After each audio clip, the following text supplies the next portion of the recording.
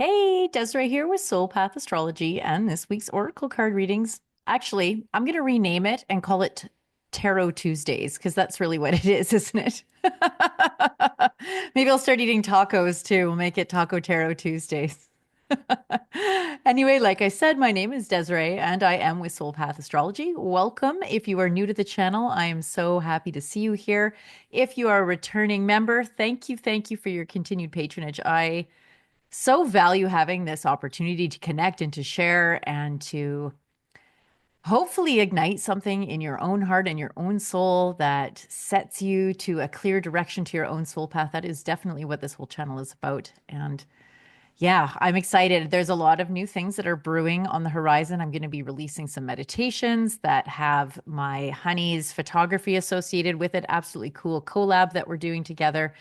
And I'm also going to release, well, I'm going to start building it. It'll be a while before I release it, but we are going to be creating a How to Read Tarot series. So there'll be a video for each card that I'm really excited about sinking my teeth into and bringing that to you guys. It's just going to be such an awesome resource, I think. So, without further ado, let's talk about the astro weather. Let me invite you to like or subscribe if you find value in this. Please do like, follow, hit the reminder bell, all of that good stuff. Your comments when this stuff lands, I love hearing about it. It helps anchor things in and creates better content for everybody. Yeah, so astro weather. We are going to talk about what's going on today. So, this is getting recorded a couple days earlier, but what is happening on the 12th of May is the Scorpio full moon. Now, we did talk about this a little bit in last week's video, but I'm going to make the astro weather segment in this one all about the full moon because there is so much potency in a Scorpio full moon anyway. This one in particular, because it's getting aspected by uh, the North Node and by Neptune. So it's opposing Neptune in Taurus. It's trining the North Node in Pisces. Pisces and Neptune are very dreamy. They're very underworldy. The veil is thin. Okay. And Scorpio is, in many respects, the dark feminine. And she has just gotten such a bad rap. And so I'm here to bring back, to make the dark feminine something accessible, something that is seen as the incredible gift that it is. Because in order to fully embody the depth of our wisdom, in order to fully be powerful and yet safe in your power, you have to go through hell. And you need to come out the other side having allowed it to forge the steel of your spine and having it allowed to crack your heart open in ways that allow the light to shine more fully. There is no workaround for this work. There's no cheat code for it. There is no skipping steps. Like, this is the work. And this lunation, the full moon in Scorpio, is such a beautiful, ripe container, energetic container for this work. Many of you have probably already been feeling this, or you're already experiencing it in some way in your life where you have been facing some long-standing, ooh, like maybe you've been invited into this whole new way of being, like this up-leveled version of yourself, this up-leveled, you've been calling it in. Maybe you're making more money than you ever have. Maybe your relationships are just going deeper than they ever have. Maybe you're having other, travel opportunities or education opportunities that are just like really getting you like squished up against your upper limit that you have always had, that historically you hit it, you press against it, and then something happens and you get permission to fall back down and to not bust through that. And so this lunation, this is about this initiation into breaking through that upper limit you've set for yourself through really doing a deep dive into these parts of yourself that you have most rejected, most hidden, most vilified, and they don't even have to be bad.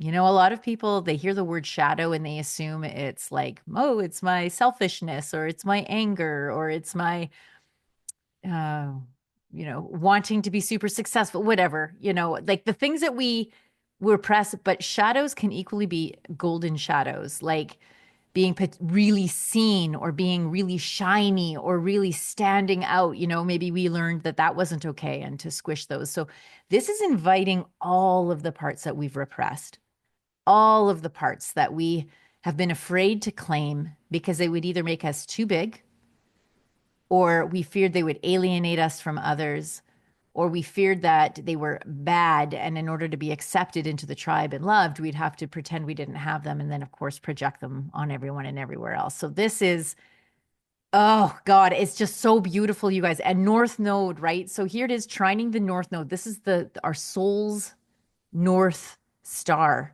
This is the collective North Node. This is like the energy of consciousness, global consciousness, stepping into a depth of sovereignty that is rooted in realism. It's rooted in reclaiming its shadow. This isn't saccharine spiritual bypassing. It's a love and light. Like, fuck off with all its love and light. There is love and light, absolutely. And there are these parts that are hard, that are sticky, that are overly bright, that blind us with their brightness. Those, all of them are being welcomed in. And if this is something that you want support in, if this is something that you're just really feeling like you're just right on the cusp of busting into something totally new, a whole nother way of showing up in the world that has you alternating between this is the best day ever and oh my God, what has happened? If this is what's happening, I would love to hold a container for you as we navigate through this, help you regulate your nervous system so that it can reattune, expand its capacity to hold this new resonance, this new vibration of your existence, of your being, of your fullness, of your expression. Okay. You can find a link in the comments and in the description of the card for that, to my calendar. And yeah, let's leave that there. Let's jump into the cards. If this was your card, if you chose number one, here we go. Card number one, boom, bing, the 10 of Pentacles. This is such a great card. One aspect of it is it can imply that your ancestors are with you, that your ancestral lineage is coming online, that you have access to a plethora of resources that are unseen and that you can call on those. So that's one aspect of this card. Another one is that on a more mundane level, it's inviting you into playing the long game, like setting your sights for this, the long haul. This is not an immediate gratification card. This is security. It's financial security. It's a 10. So this is about completion or fullness, right? This is about setting down important foundation stones for like something that is solid and secure that you intend on having in your life for a very long time. It's a celebratory card. It can indicate family and community as well. Maybe some of you are thinking of building community. Maybe some of you have been gestating these ideas around conscious community or some sort of like retreat type center, but it's not, it's retreat. We're going to do away with that word. We're not retreating, we're advancing. So an advancement center. Right. And maybe something like that's been going on. Maybe you've been bubbling around these beautiful ideas that have to do with serving the greater good, your community at large, your family at large. And so this card is like a confirmation of that. It's a very positive card. There's a lot of good vibes with it. There's a very like, yeah, this feels good. Like you're looking around and you're feeling success. There's a high degree of success with the 10 of Pentacles on that card, and owning that, like taking the time to pause and attune to the vibration of I've made it. Like even if you haven't made it in whatever metric you're using, it's important to align with and attune to that energy now, because you've made it somewhere with something. You've accomplished something fully in some aspect. And so allow yourself the opportunity to align with that energy, because it brings you into your center of gravity. It allows us to put down the frantic doing, the planning, the plotting. It's like, this is good. It's good.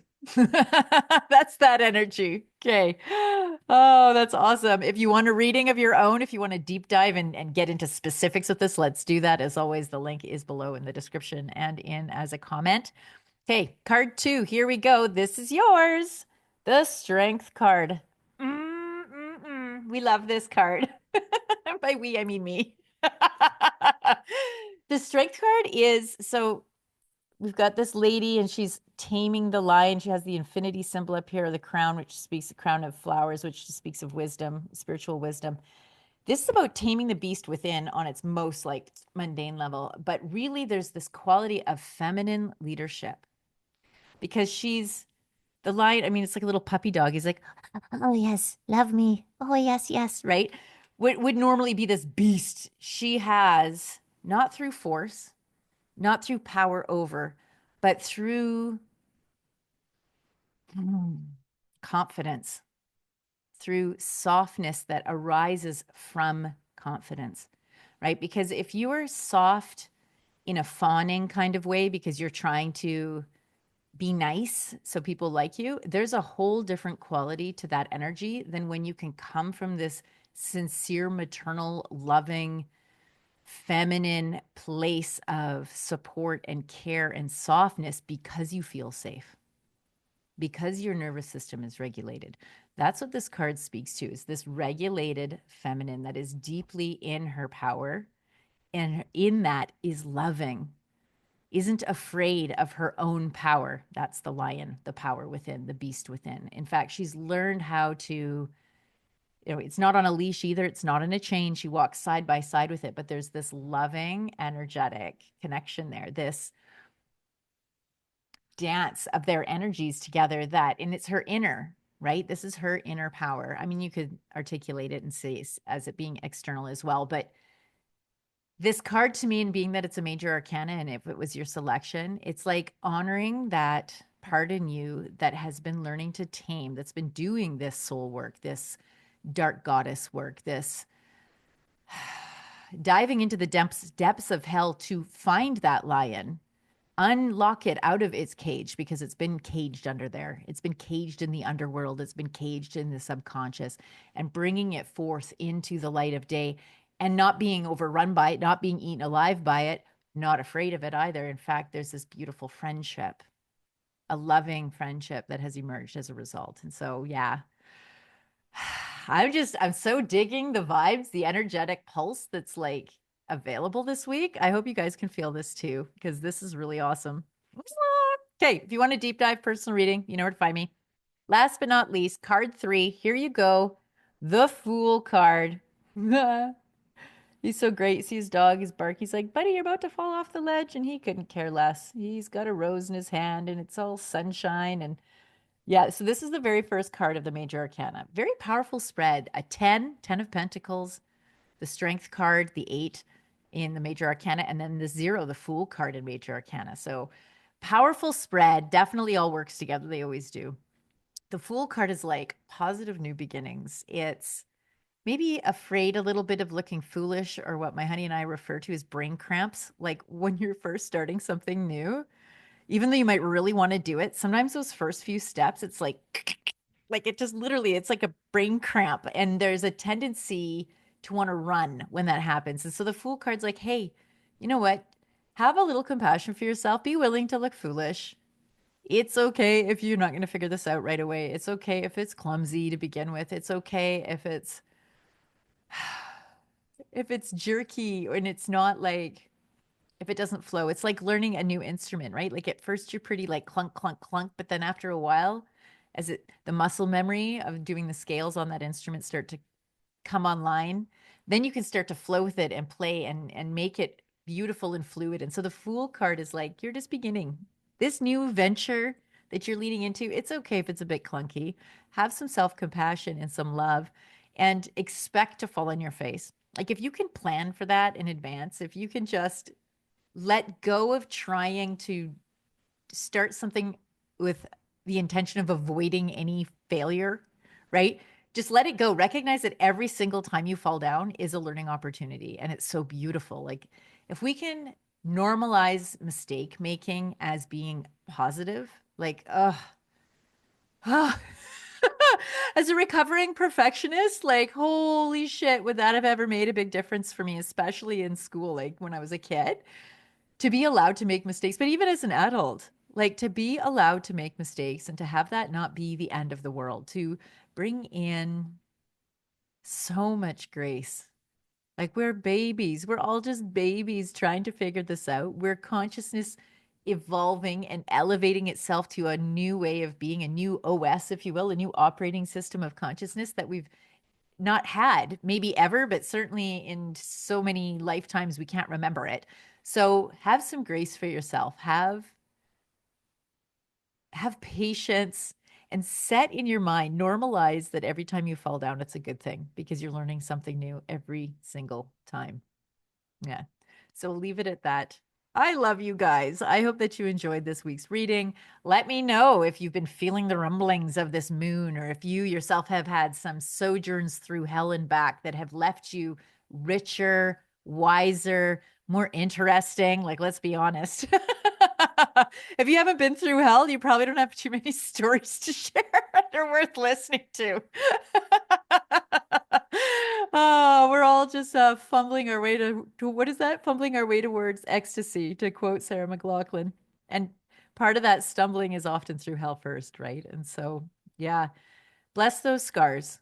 Thank them for what they've taught you. And if you're not in that place, if you are still maybe feeling resentment and anger about what feels like unfairness, that's okay. Like, let yourself fully feel that, like really arrive for that feeling inside of you. Notice, where do I feel this in my body? And really show up for it, but don't associate a story with it. Show up for the physical feeling. Notice your attachment to not wanting to let it go. Notice your attachment to the meaning you're giving it. Let that go and just allow that emotional experience, the physical experience of that emotion to wave itself through your body. And then it's done, my friend. Unless you create a story around it, it's done. So it's not about avoiding our feelings, but it is about liberating ourselves from the stories we've associated with them, and instead just ride the wave, the emotional wave as it works through your body, and rewrite a new story. Or maybe not rewrite, but begin to write a new story for yourself, right? Write a new narrative that casts you in the role of living your best life, of honoring your gifts, of being surrounded by other beautiful humans, other like-minded, like-hearted, like-spirited folks that are just like, you're looking at each other like, can you fucking believe this? Can you believe this? It's so awesome. Call that in. Call that in. Okay. Love you guys. Take care. As always, know that it's been so great to connect with you here, that I love you very much, and we'll see you next Tuesday. Bye for now.